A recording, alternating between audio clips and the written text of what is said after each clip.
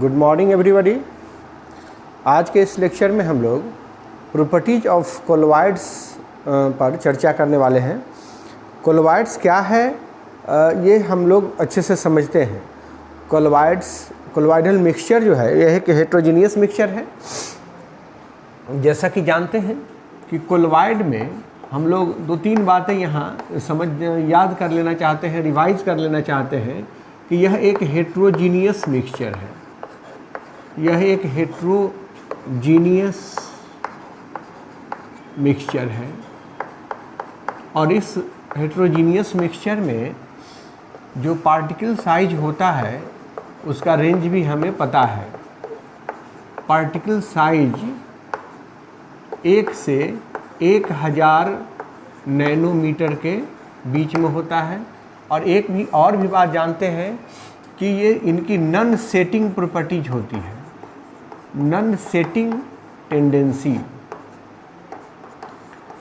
ये settle down नहीं होते हैं, ये सेटल डाउन नहीं होते हैं। अगर बहुत देर तक छोड़ भी दिया जाए किसी कंटेनर में किसी कोलोइड को तो वो सेटल डाउन नहीं होते हैं। ये कुछ प्रॉपर्टीज है। और सेटल डाउन नहीं होने के पीछे मैंने एक प्रिपरेशन का मेथड बताया था, पेप्टाइजेशन, जिसमें ये कहा था कि जितने भी कोलोइड्स के पार्टिकल्स होते हैं उनके जो कण होते हैं वे सारे के सारे कण किसी खास चार्ज को एब्जॉर्ब कर लेते हैं अपने सरफेस पे, जिसके कारण सारे के सारे मॉलिक्यूल्स पे सेम चार्ज हो जाता है, आइडेंटिकल चार्ज हो जाता है। और आइडेंटिकल चार्ज के कारण वो एक दूसरे को रिपेल करते हैं, एक दूसरे के पास नहीं आ पाते हैं, एसोसिएट नहीं हो पाते हैं, एग्रीगेट नहीं हो पाते हैं, इसलिए उनकी स्टेबिलिटी होती है, वो सेटल डाउन नहीं होते हैं। तो ये कारण है। ये इस पर और भी बृहद चर्चा होगी आगे। तो अभी कोलोइड्स की प्रॉपर्टीज़ को समझने से पहले कोलोइड्स क्या है इसको याद कर लीजिए। पढ़े हैं पहले से, इस पर बहुत सारी बात की जा चुकी है, पहले से पढ़ चुके हैं। कोलोइड्स जो है वो एक स्टेट ऑफ सब्सटेंस है। It is not a particular substance. दुनिया के कोई भी सब्सटेंस अगर इस रेंज में, पार्टिकल साइज के इस रेंज में है तब उसको कोलोइड कहते हैं। गोल्ड को कोलोइड कहेंगे, सल्फर को कोलोइड कहेंगे, सिल्वर को कोलोइड कहेंगे, वगैरह वगैरह। तो यहाँ पर हम कोलोइड्स की बात कर रहे हैं, उसके प्रॉपर्टीज़ की बात करने वाले हैं। तो प्रॉपर्टीज़ में सबसे पहला प्रॉपर्टीज़ है इसका, कोलोइड्स की जो सबसे पहली प्रॉपर्टी है वो हेट्रोजीनियस नेचर। Heterogeneous nature.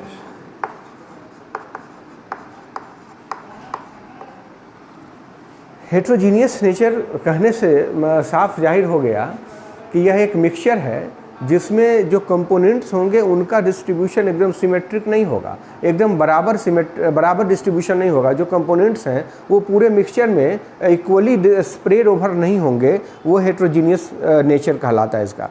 तो हेट्रोजीनियस बनाने में एक बात बता देना चाहता हूँ जो कि 100% सही नहीं होगा, लेकिन एक बात कह सकते हैं कि हेट्रोजीनियस मिक्सचर कब बनता है, जब दो इमिसिबल सब्सटेंसेस को हम मिलाते हैं, मिक्स करते हैं। लेकिन कभी कभी मिसिबल सब्सटेंस भी लोअर कंसंट्रेशन में ट्रू सॉल्यूशन की तरह बिहेव करता है और हायर कंसंट्रेशन में वो कोलोइड की तरह बिहेव करता है। ये पॉसिबिलिटी हो सकती है, लेकिन हेट्रोजीनियस बनाने के लिए कंडीशन ही है कि दो इमिसिबल सब्सटेंसेस जो होते हैं वो हेट्रोजीनियस मिक्सचर बनाते हैं। तो यहाँ भी जो कोलोइड बनने की बात होगी तभी होगी जब उनकी मिसिबिलिटी घट जाएगी। मैं यहाँ एक बात लिख देना चाहता हूँ कि टू इमिसिबल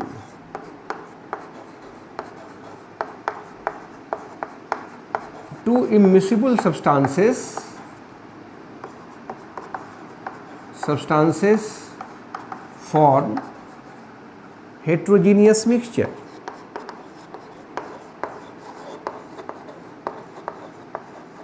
हेट्रोजीनियस मिक्सचर या मैंने कहा कि एट लोअर कंसंट्रेशन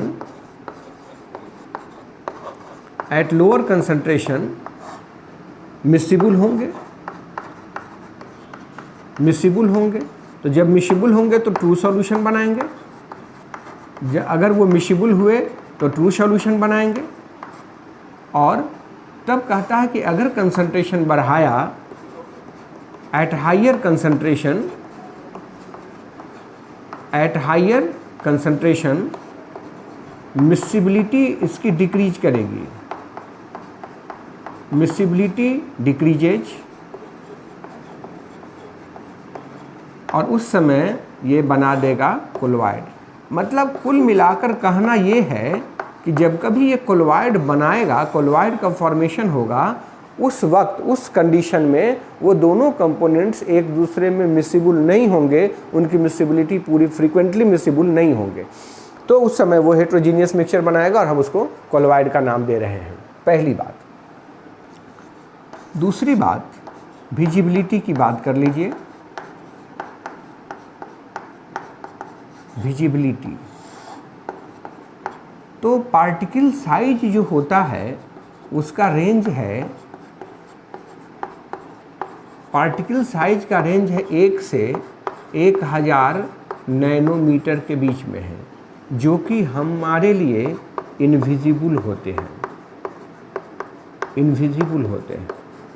और अगर आप कोलॉइडल पार्टिकल्स को देखना ही चाहते हैं तो उसके लिए आपको स्पेशल टाइप के माइक्रोस्कोप की ज़रूरत पड़ेगी, जिसको अल्ट्रा माइक्रोस्कोप कहा जाता है। तो हम ये लिख सकते हैं कि can be seen only by specially designed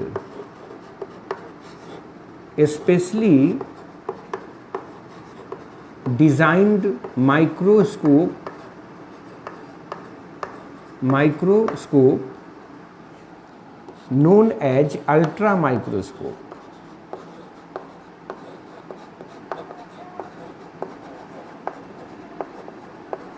ultra microscope Zsigmondy ने बनाया था। ये टिंडल इफेक्ट जब पढ़ेंगे तो वहाँ अल्ट्रा माइक्रोस्कोप की भी चर्चा करेंगे। जिगमोंडी का बनाया हुआ एक माइक्रोस्कोप है जिसको हम अल्ट्रा माइक्रोस्कोप के नाम से आज जानते हैं। तो इस पर चर्चा भी करेंगे हम लोग अगले टॉपिक में, जब टिंडल इफेक्ट पर बात करने वाले हैं उस समय इस पर हम चर्चा करेंगे। तो विजिबिलिटी में मैंने कहा कि ये नेकेड आई से, इवन कि सिंपल माइक्रोस्कोप से भी नहीं देखा जा सकता है। जब कभी आपको कोलॉइड को देखने का मन हो तो आपको एक स्पेशल टाइप का माइक्रोस्कोप की ज़रूरत पड़ेगी और उसका नाम है अल्ट्रा माइक्रोस्कोप। तो हम इसको देख सकेंगे अल्ट्रा माइक्रोस्कोप से। तीसरी बात, फिल्टरेबिलिटी। फिल्टरेबिलिटी तो इसको फिल्टर नहीं किया जा सकता है, can not be filtered, can not be filtered. इसको फिल्टर नहीं किया जा सकता है बाय पार्चमेंट पेपर। शुरू से ही बात करते रहे हैं कि पार्चमेंट पेपर का जो बना हुआ फिल्टर पेपर होगा, हम उससे इसको फिल्टर नहीं कर सकते हैं। लेकिन अगर नॉर्मल टाइप का फिल्टर पेपर है तो कुछ कोलॉइडल मिक्सचर्स जो है उसको पास कर जाएंगे, उसको हम फिल्टर कर पाएंगे। तो फिल्टरेबिलिटी जो है इसकी नहीं ही समझिए, ये फिल्टर नहीं किए जा सकते हैं। चौथा, non setting tendency. Non setting tendency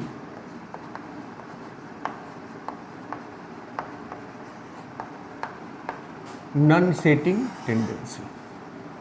जितने भी कोलॉइडल मिक्सचर होते हैं उनको अगर छोड़ दिया जाए थोड़े वक्त के लिए तो वो सेटल डाउन नहीं होंगे। इनको नॉन सेटिंग टेंडेंसी कहते हैं। एक बात मैं कह दूं कि due to presence of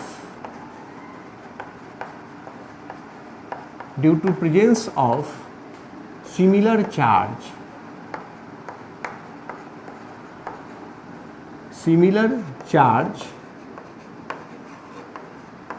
at the colloidal particles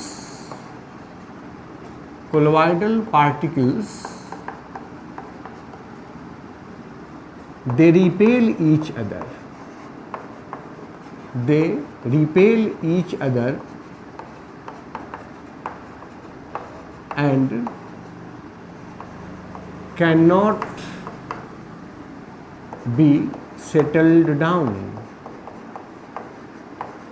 और उसको सेटल डाउन नहीं किया जा सकता है।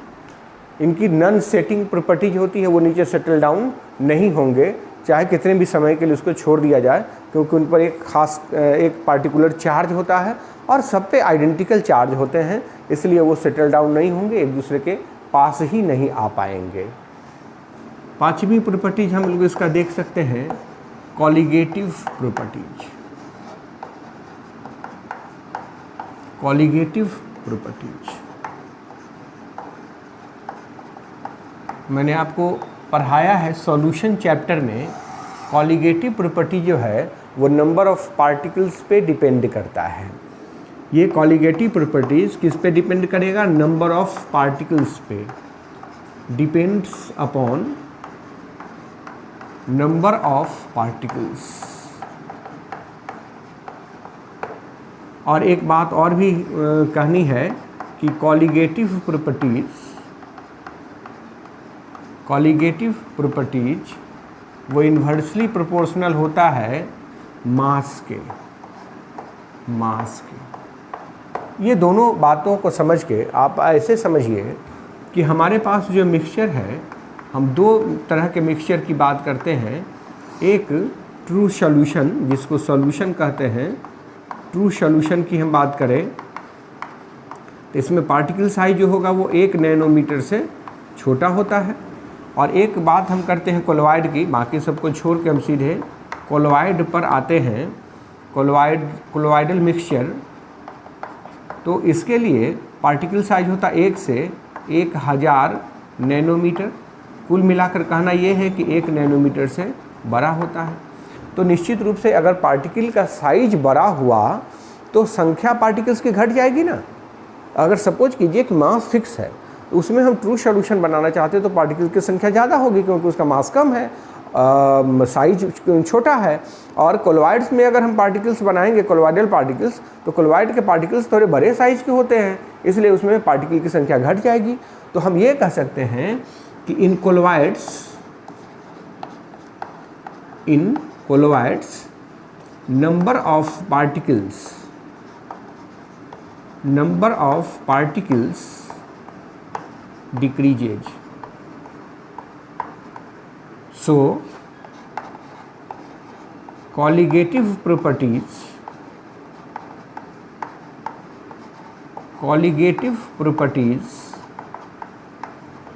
decreases.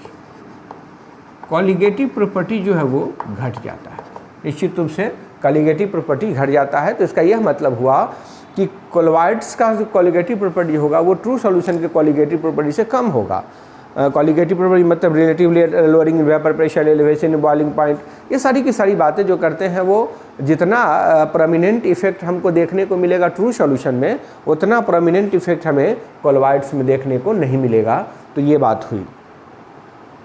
इसमें एक टॉपिक है, अभी बहुत सारे प्रॉपर्टीज बाकी है, हम लोग इसको देखें कि 6वीं प्रॉपर्टी है इसकी कलर।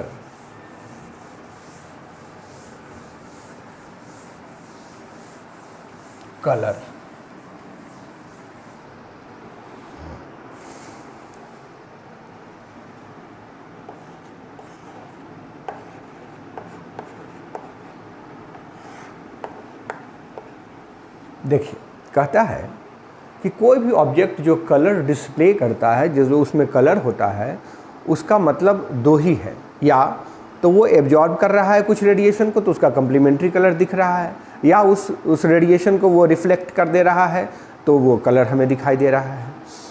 तो कहता ये बात है कि जितने भी कोलोइडल पार्टिकल्स होते हैं तो रेंज ऑफ पार्टिकल साइज क्या होगा। बार बार हम इसकी चर्चा कर रहे हैं क्योंकि ये सबसे इम्पॉर्टेंट फैक्टर है जो कोलोइड्स के प्रॉपर्टीज को डिसाइड करता है। पार्टिकल का रेंज होता है 1 नैनोमीटर से 1000 नैनोमीटर। इसके बीच में अलग अलग रेंज हो सकते हैं। तो जो पार्टिकल का साइज है वो अपने ही कम्प्लीमेंट्री वेवलेंथ वाले रेडिएशन को ट्रांसमिट करेगा। रिफ्लेक्ट करेगा। तो कहता है कि when light falls on colloidal particles,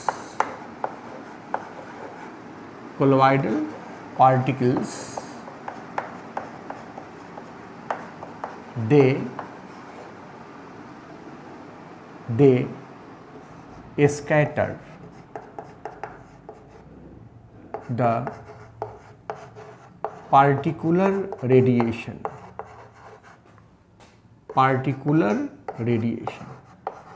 वो किसी खास रेडिएशन को स्कैटर करते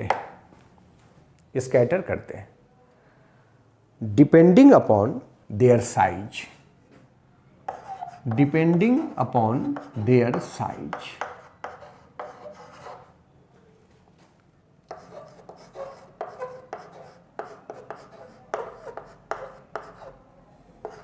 एटॉमिक साइज क्या कहिए, पार्टिकल के साइज के बेसिस पर ये स्कैटर करते हैं।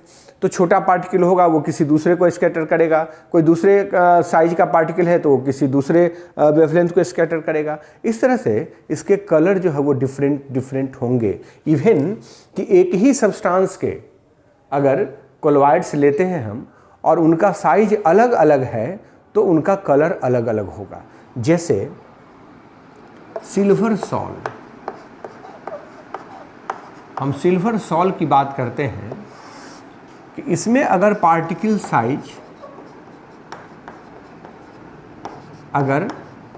साइज जो है वो 10⁻⁻5 mm का हुआ, 10⁻⁻5 nm का हुआ, तब उसका कलर है ऑरेंज येलो।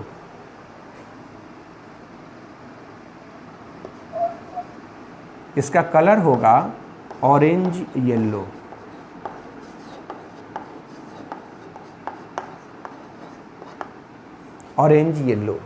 और वहीं अगर इसके पार्टिकल साइज का, अगर इसमें पार्टिकल साइज का रेंज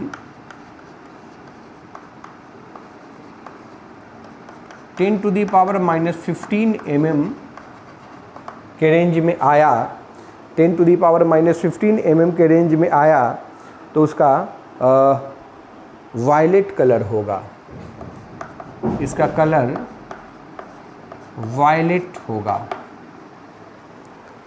तो ये समझिए कि पार्टिकल साइज बदल देने से, सेम ही सब्सटेंस है, पार्टिकल साइज बदल देने से इनका कलर बदल गया है। इसका सीधा मतलब है कि डिफरेंट साइज के जो पार्टिकल्स हैं वो डिफरेंट कलर को स्कैटर करते हैं, इसलिए कलर बदल जाता है। ठीक वैसे ही gold sol similarly finally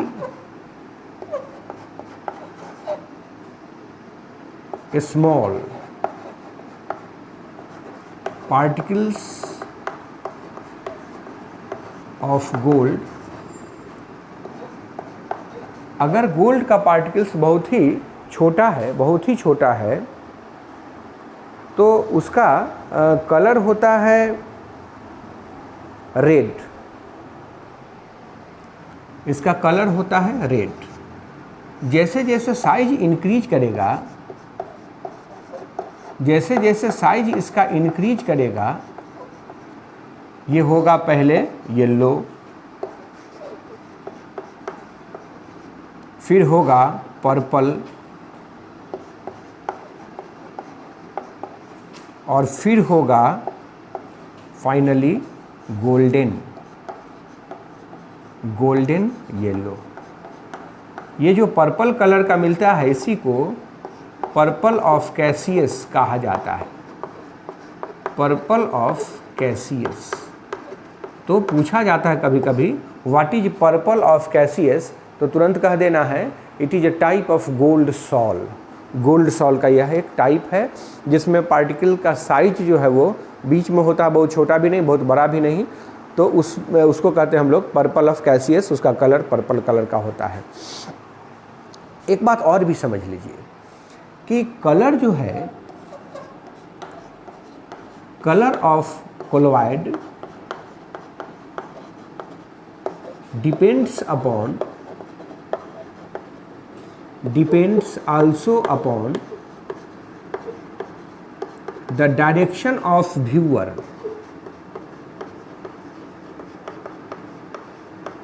direction of viewer, जो व्यूअर हैं उनके डायरेक्शन, वो किस डायरेक्शन से देख रहे हैं इस पे भी डिपेंड करता है। जैसे हमारे घर में मिल्क होता ही है, तो मिल्क को अगर आप देखते हैं ट्रांसमिटेड रेज की तरफ से और रिफ्लेक्टेड रेज की तरफ से, तो दोनों में कलर अलग अलग दिखाएगा। कहता है कि अगर रिफ्लेक्टेड रेज की तरफ से देखते हैं तो ब्लू दिखाई देगा, reflected raise through reflected raise तो ब्लू दिखाई देगा, और थ्रू ट्रांसमिटेड रेज अगर ट्रांसमिटेड रेज की तरफ से देखेंगे तो रेड दिखाई देगा, ट्रांसमिटेड रेज की तरफ से रेड दिखाई देगा। तो इसका यह मतलब हुआ कि डिफरेंट एंगल पर डिफरेंट कलर का स्कैटरिंग होता है और इसलिए हमें डिफरेंट कलर दिखते हैं। तो ये कलर की बात बताया मैंने आपको कि कलर होता है कोलॉइड्स में, और कलर होने का कारण है कि लाइट को स्कैटर करता है उसके पार्टिकल्स, और डिफरेंट साइज के पार्टिकल्स अगर होंगे तो डिफरेंट लाइट को स्कैटर करेगा, तो डिफरेंट कलर दिखाई देंगे। एक ही सब्सटेंस के अलग अलग कोलॉइड्स अलग अलग कलर डिस्प्ले कर सकते हैं। तो ये मैंने कलर के बारे में बताया। समझ लेते हैं कि ब्राउनियन मूवमेंट,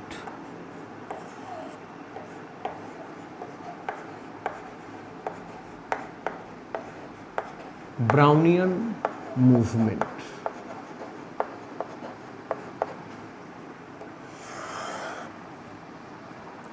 एक साइंटिस्ट हुए रॉबर्ट ब्राउन, एक साइंटिस्ट हुए जिनका नाम है Robert brown.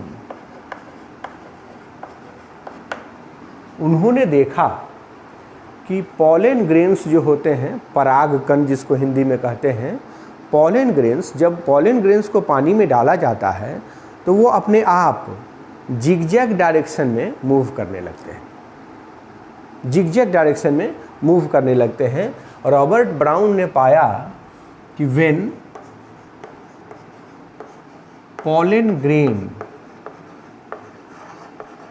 grains are added in the water, जब pollen grain वाटर में डालते हैं then they start to move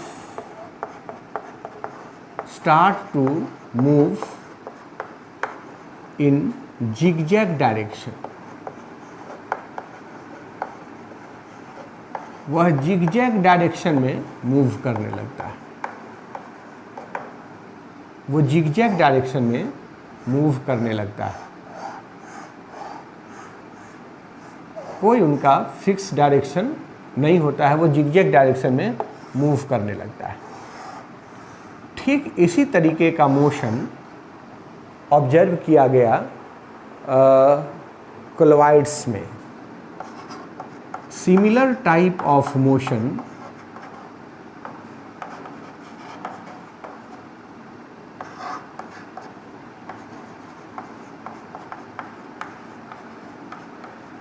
is observed in the colloidal soil,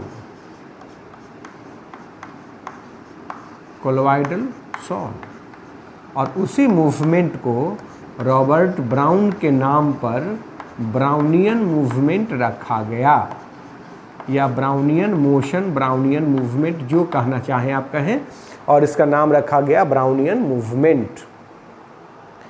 तो ब्राउनियन मूवमेंट को हम अगर शॉर्टकट में कहना चाहें तो मूवमेंट ऑफ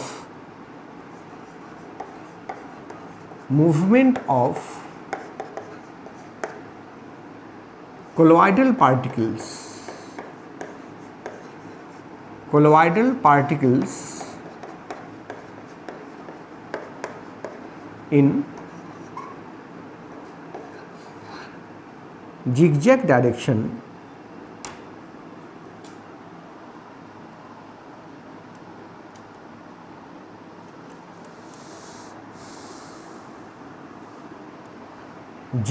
direction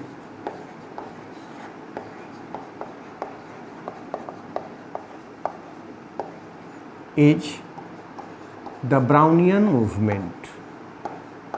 हम लोग उसको ब्राउनियन मूवमेंट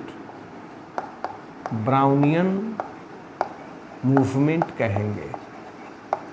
तो ये ब्राउनियन मूवमेंट का डेफिनेशन है। अगर कोई एक सेंटेंस में पूछ देता है तो ऐसे जवाब दिया जा सकता है कि जिगजैग डायरेक्शन में जो कोलॉइड्स का मूवमेंट होता है उसको कहते हैं हम लोग ब्राउनियन मूवमेंट। और ये रॉबर्ट ब्राउन के नाम पर, उनके सम्मान में इसका नाम ही रखा गया है ब्राउनियन मूवमेंट। कॉज क्या हो सकता है? कॉज ऑफ ब्राउनियन मूवमेंट का कारण क्या है? कॉज क्या है? तो समझिए कि जितने भी कोलॉइडल पार्टिकल्स, मैंने पहले भी बताया कि सारे के सारे कोलॉइडल पार्टिकल्स पर एक पार्टिकुलर चार्ज है, मतलब सारे के सारे पार्टिकल्स पर एक आइडेंटिकल चार्ज है। तो वे जो मॉलिक्यूल्स आप करीब आएंगे तो वे एक दूसरे को रिपेल करेंगे तो दूसरे से टकराएंगे, और जब उनका कोलिजन होगा तो सब एक दूसरे से इर्रेगुलर कोलिजन होगा, जिसके कारण वो जिगजैग डायरेक्शन में, टेढ़े मेढ़े रास्ते में मूव करने लगेंगे, और इस घटना को हम कहेंगे कि ये ब्राउनियन मूवमेंट हुआ। तो मैं यहाँ लिख देना चाहता हूँ, as there is particular charge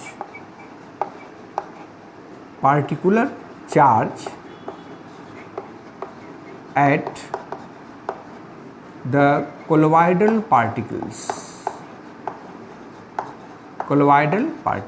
ये बात ठीक है, हमने पेप्टाइजेशन में इसकी चर्चा की थी और अब बस इसके बाद उसकी चर्चा करनी भी है।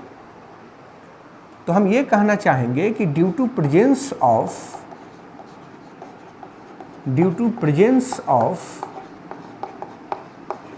identical charge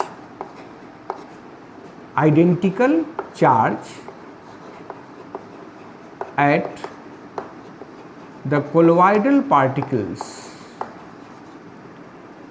particles पे जो आइडेंटिकल चार्ज हैं they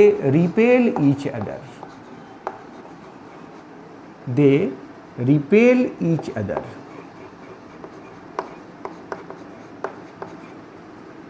After which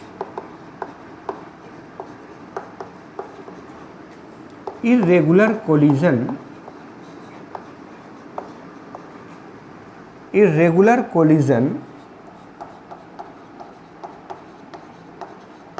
between them takes place। उनके बीच में इर्रेगुलर कोलिजन होता है। इर्रेगुलर कोलिजन के कारण वे जिगजैग डायरेक्शन में मूव करने लगते हैं, and hence they start moving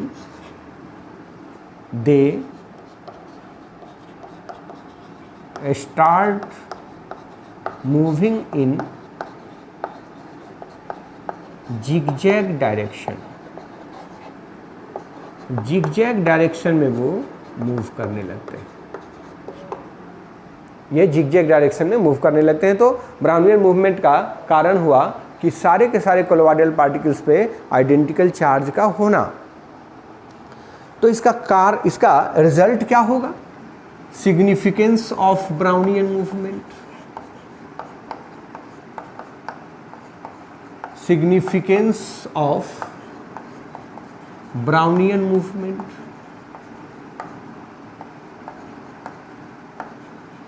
Brownian motion का सिग्निफिकेंस क्या होगा?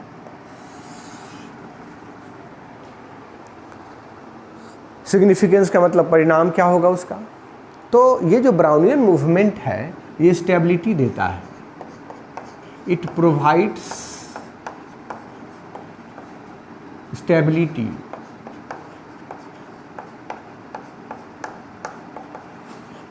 To the colloids. यह कोलोइड्स को स्टेबिलिटी प्रोवाइड करता है।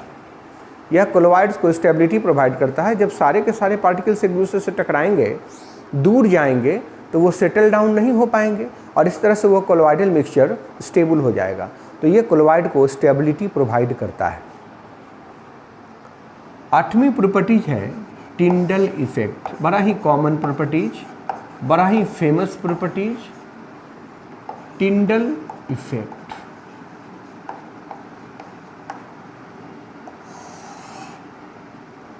टिंडल इफेक्ट बहुत बचपन से आपने पढ़ा हुआ है इसको। 9th क्लास में भी टिंडल इफेक्ट का इंट्रोडक्शन है। टिंडल इफेक्ट 9th क्लास में ही इंट्रोड्यूस किया जाता है। तो जैसे 9th क्लास में बताया जाता है कि जंगल में या वनों में जो रोशनी आती है वो दिखती है, प्रकाश, सनलाइट, या आपके घर में अगर खपरेल घर है तो वहाँ कहीं छेद है तो उधर से जो रोशनी आती है वो दिखती है। तो ये जो है टिंडल इफेक्ट इसको कहते हैं, ये टिंडल इफेक्ट है। तो टिंडल इफेक्ट बहुत शुरू से जाना पहचाना टॉपिक है आपके लिए। तो हम लोग टिंडल इफेक्ट को खूब अच्छे से समझे। यहाँ आप जितने गहराई में जाकर समझना चाहते हैं समझ सकते हैं टिंडल इफेक्ट को। टिंडल इफेक्ट में कहता है कि when a beam of light falls on the colloids, then many bright cones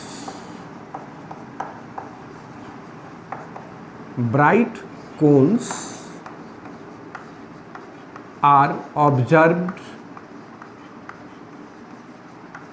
when viewed from perpendicular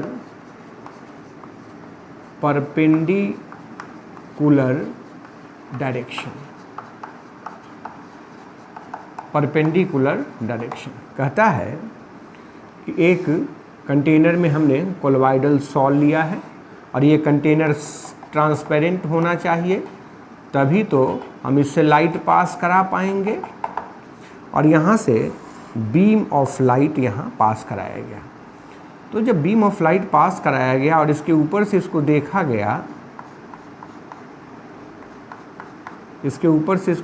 गया, तो बहुत सारे ब्राइट कोन्स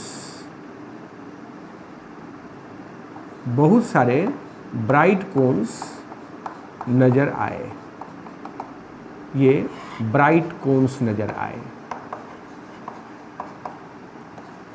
इसी इफ़ेक्ट का नाम है टिंडल इफ़ेक्ट और इस कोन का नाम है टिंडल कोन्स। इन ब्राइट कोन्स का नाम है टिंडल कोन्स। कोन शेप जो है वो नज़र आता है और मैक्सिमम कोन शेप तब नज़र आता है जब हम उसको परपेंडिकुलर, मतलब जो लाइट जो बीम डाल रहे हैं, बीम ऑफ लाइट, उसके परपेंडिकुलर डायरेक्शन से जब हम उसको देखते हैं तब हमें बहुत सारे ब्राइट कोन्स नज़र आते हैं। इसी इफ़ेक्ट का नाम है टिंडल effect. This is टिंडल effect.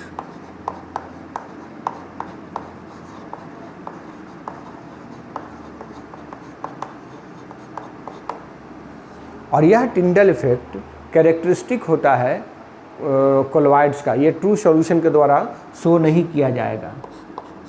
This effect can be shown only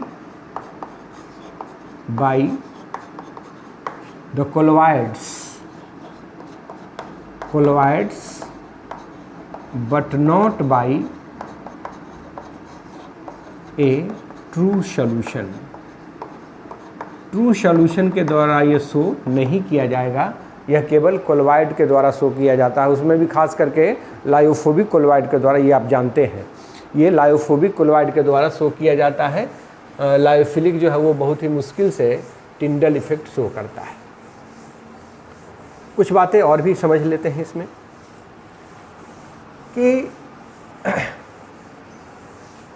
Tyndall effect में का कारण क्या है, क्यों ऐसा होता है। पहले भी जान चुके हैं कि due to scattering of light, scattering of light Tyndall effect is there. Tyndall effect is there. Light की स्कैटरिंग के कारण टिंडल इफेक्ट होता है। तो लाइट की स्कैटरिंग जो होगी वो मैक्सिमम स्कैटरिंग होती है परपेंडिकुलर एट 90 डिग्री एंगल। इसलिए मैक्सिमम कोन्स तभी नज़र आते हैं जब हम उसको 90 डिग्री के एंगल से देखते हैं तब। ये बात मैं यहाँ लिख देना चाहता हूँ। Since the maximum scattering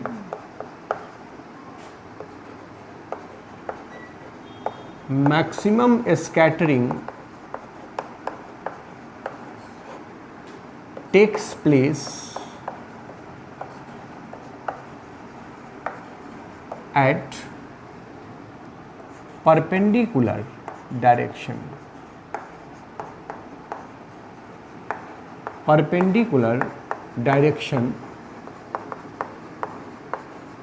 so maximum cones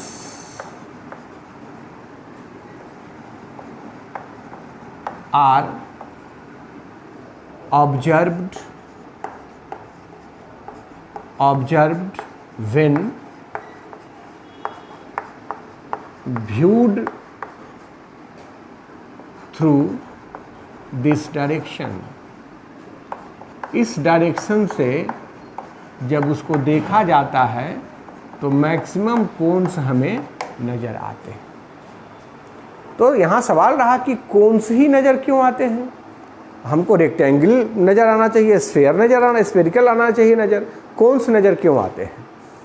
तो देखिए उसका जवाब है कि कोलॉइडल पार्टिकल्स जो होंगे वो स्फेरिकल होंगे। कोलॉइडल पार्टिकल्स उनका साइज शेप स्फेरिकल होता है और scattering takes place from each point at the circumference के हर एक पॉइंट से स्कैटरिंग होती है। तो अगर ये स्फेरिकल है और हर एक पॉइंट से स्कैटरिंग हो रही हो, देखिए हर एक पॉइंट से स्कैटरिंग होके आपके आंखों तक पहुंच रहा है ये, तो निश्चित रूप से ये कोन के शेप का ही नज़र आएगा और इसीलिए हमें टिंडल कोन्स नज़र आते हैं।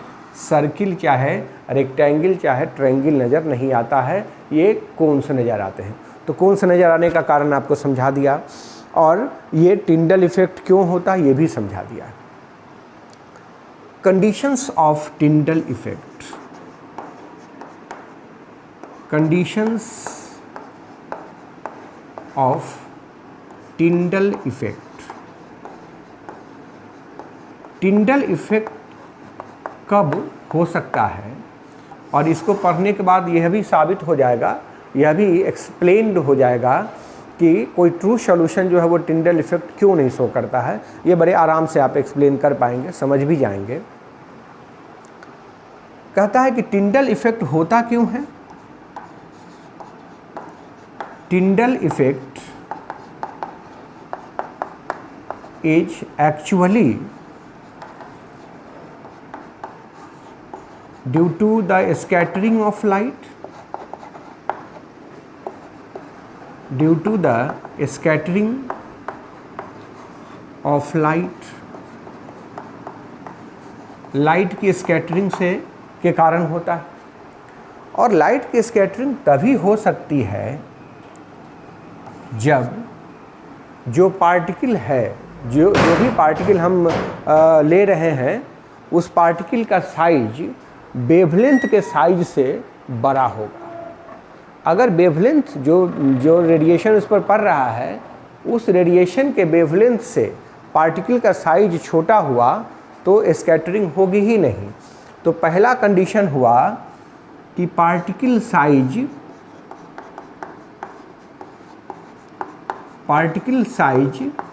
Must be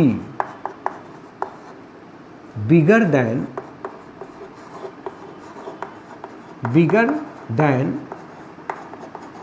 the wavelength of radiation, wavelength of radiation, radiation के वेवलेंथ से बड़ा साइज होना चाहिए। आप ऐसे भी लेमैन के लैंग्वेज में समझ सकते हैं कि अगर कोई छोटा सा, कोई पतला सा पर्दा हमने लटकाया हुआ है, उस पर अगर हम क्रिकेट का बॉल मारेंगे तो बॉल वापस नहीं आएगा, बाउंस बैक नहीं होगा, वो पर्दे को लेकर आगे चला जाएगा। ठीक वैसे ही अगर हम दीवार पर किसी क्रिकेट के बॉल को मारते हैं तो बॉल बाउंस बैक हो जाएगा।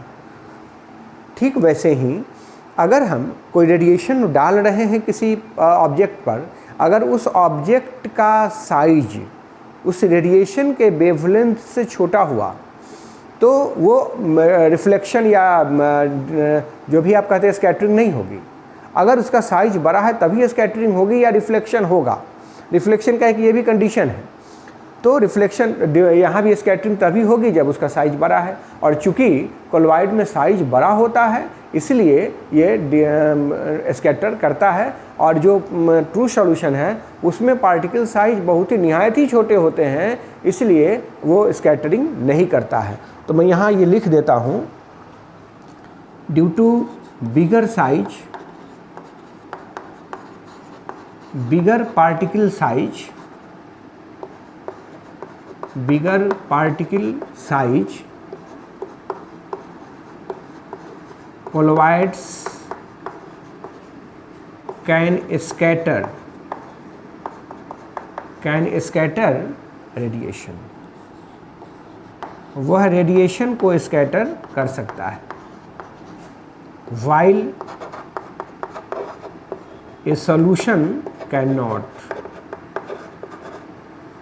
एक सॉल्यूशन जो है वो स्कैटर नहीं कर सकता है क्योंकि उसमें पार्टिकल साइज छोटा होता है। ये पहला कंडीशन मैंने आपको बताया है कि जो टिंडल इफेक्ट होंगे उसका पहला कंडीशन। दूसरा कंडीशन है कि रिफ्रैक्टिव इंडेक्स में डिफरेंस होना चाहिए। देयर मस्ट बी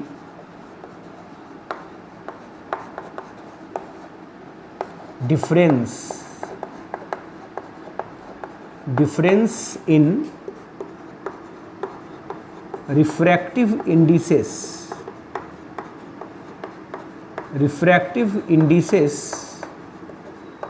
of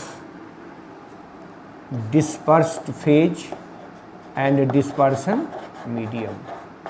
और यही बताया था मैंने कि जो लायोफिलिक कोलॉइड्स होते हैं उनके जो डीएम और डीपी होते हैं, उन डीएम और डीपी के रिफ्रैक्टिव इंडेक्स में बहुत ज़्यादा फर्क नहीं होता है, इसलिए lyophilic colloids Tyndall effect show नहीं करते हैं। ये मैंने पहले भी बताया हुआ है। तो टिंडल इफेक्ट शो करने का दो कंडीशन हुआ। पहला कि पार्टिकल साइज तो निश्चित रूप से बड़ा हो ताकि स्कैटरिंग हो पाए, और दूसरा कि जो डीएम और डीपी है हमारा, dispersed phase and dispersion medium, उनके रिफ्रैक्टिव इंडेक्स में डिफरेंस होना चाहिए। अगर उनके रिफ्रैक्टिव इंडेक्स में डिफरेंस नहीं है तो टिंडल इफेक्ट, स्कैटरिंग होगी ही नहीं, तो टिंडल इफेक्ट हम लोगों को ऑब्जर्व नहीं हो पाएगा। तो ये बात हुई, ये कंडीशंस हैं, और यही कारण है कि जो ट्रू सॉल्यूशंस होते हैं वो टिंडल इफेक्ट शो नहीं करते हैं। यह केवल और केवल कोलॉइड की प्रॉपर्टीज है। टिंडल इफेक्ट के बेसिस पर, on the basis of Tyndall effect, on the basis of Tyndall effect, एक साइंटिस्ट हुए जिगमॉन्डी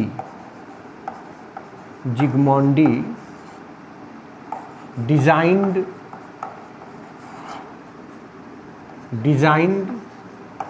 ए माइक्रोस्कोप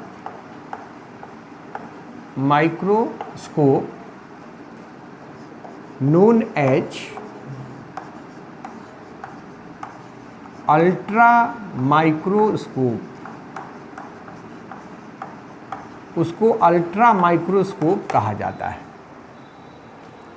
अल्ट्रा माइक्रोस्कोप में होता क्या है कि एक सिंपल सा माइक्रोस्कोप है जिसमें केवल एक डिवाइस लगा दिया जिससे उस पर लाइट डाला जा सके। जैसे जितने भी वायरस हैं, माइक्रो ऑर्गेनिजम्स हैं, उन सबों का साइज नैनो रेंज में होता है, मतलब they are in the colloidal range. तो अगर हम कोलॉइडल रेंज में हैं तो निश्चित रूप से वो स्कैटरिंग करेंगे लाइट का, और जब उस पर लाइट पड़ेगा तो वो कोन्स के रूप में नज़र आएंगे, और तब हम बड़े आसानी से काउंट कर पाएंगे कि कितने वायरस हैं, कितने बैक्टीरिया हैं उस मिक्सचर में। और इस तरह से ये अल्ट्रा माइक्रोस्कोप काम करता है। वो एक थोड़ा सा एडवांस्ड फॉर्म हुआ माइक्रोस्कोप का।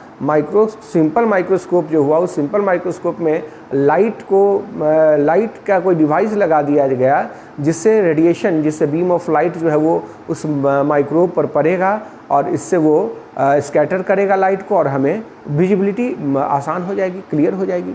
तो इस तरह से हम लोगों ने देखा कि ये टिंडल इफेक्ट है, और टिंडल इफेक्ट का यूज कहाँ कर सकते हैं, उसका कारण क्या है, उसके कंडीशंस क्या है। ये सारी बातें हैं। अभी कुछ प्रॉपर्टी जो बहुत इम्पॉर्टेंट है, निहायत ही महत्वपूर्ण जो टॉपिक्स हैं, उनको इस लेक्चर में अगर शामिल किया जाएगा तो बहुत बड़ा लेक्चर हो जाएगा, 1.5-2 घंटे का हो जाएगा। तो हम लोग उसको एक सेपरेट लेक्चर में पढ़ेंगे। वो प्रॉपर्टीज है, जैसे किसी भी, मैंने बहुत बार चर्चा किया है कि कोलॉइडल पार्टिकल्स पर एक पार्टिकुलर चार्ज होते हैं, तो वो चार्ज कहाँ से आते हैं, उसकी थ्योरी क्या है। चार्ज, अगर कोलॉइडल पार्टिकल्स पे एक चार्ज है तो उसका अपोजिट चार्ज जो है वो मीडियम में होता है। तो इन सबों का क्या मीनिंग है, उसके क्या इम्पैक्ट होंगे कोलॉइड्स के प्रॉपर्टीज पे, इन सबों पर हम लोग नेक्स्ट लेक्चर में चर्चा करेंगे। और साथ ही कोगुलेशन पर भी बात करेंगे। यह भी बात करेंगे, बहुत सारी जो घटनाएं हमारे आम जीवन में होती है, जैसे हम दाढ़ी बनाते समय फिटकिरी का इस्तेमाल करते, शेविंग करते समय, या ब्लीडिंग हो रही है तो वहाँ थोड़ा सा एलम लगा देते हैं, ब्लीडिंग रुक जाती है, या जहाँ 2 नदियाँ मिलती हैं वहाँ डेल्टा का फॉर्मेशन होता है। ऐसे कह सकते हैं जहाँ समंदर से नदियाँ मिलती हैं वहाँ भी मिट्टी का ढेर जमा हो जाता है। ये सारी बातें क्यों होती हैं, इसके बारे में हम खूब चर्चा करेंगे। बड़ा ही साइंटिफिक रीज़न है उसके पीछे, और बड़ा आसान है। इसको समझ लेने के बाद फिर आपको इस चैप्टर को पढ़ने का एक अलग मज़ा आएगा। उन सारे टॉपिक्स को हम लोग अच्छे से टेकअप करेंगे नेक्स्ट लेक्चर में। वो बड़ा ही मोस्ट VVI लेक्चर है। कहने का यूँ समझ लीजिए कि हमने इतना दिन जो भी काम किया है, जो भी बैकग्राउंड तैयार किया, जो भूमिका बनाया, उसको फलीभूत होने का समय है। तो वो नेक्स्ट लेक्चर में हम आपको समझाएंगे कि चार्ज कैसे आता है, फिर कोगुलेशन का मतलब क्या है, और फिर उसका एप्लीकेशन जो हमारे चारों तरफ दिखता है, फिर कोलॉइड्स का प्रोटेक्शन कैसे करते हैं, इमल्सन क्या होता है। यही टॉपिक्स बच गए हैं। तो मुश्किल इसमें 2 लेक्चर और आएंगे, तो इसके बाद ये कंप्लीट हो जाएगा चैप्टर। तो फिर से मैं अपने नए व्यूवर्स से रिक्वेस्ट करना चाहूँगा कि आपने अभी तक अगर चैनल सब्सक्राइब नहीं किया है तो सब्सक्राइब करें, लाइक बटन दबाना न भूलें, और हाँ, बेल आइकन को प्रेस करें ताकि आपको नोटिफिकेशन सही समय पे मिलता रहे। फिर मुलाकात होगी नेक्स्ट लेक्चर में, जहां हम बात करेंगे उन सारे के सारे टॉपिक्स पर जो बचे हुए हैं, और बड़ा ही इंपॉर्टेंट है, बड़ा इंटरेस्टिंग है। इन सारे कंसेप्ट्स का हम इस्तेमाल उसमें करने वाले हैं नेक्स्ट लेक्चर में। धन्यवाद।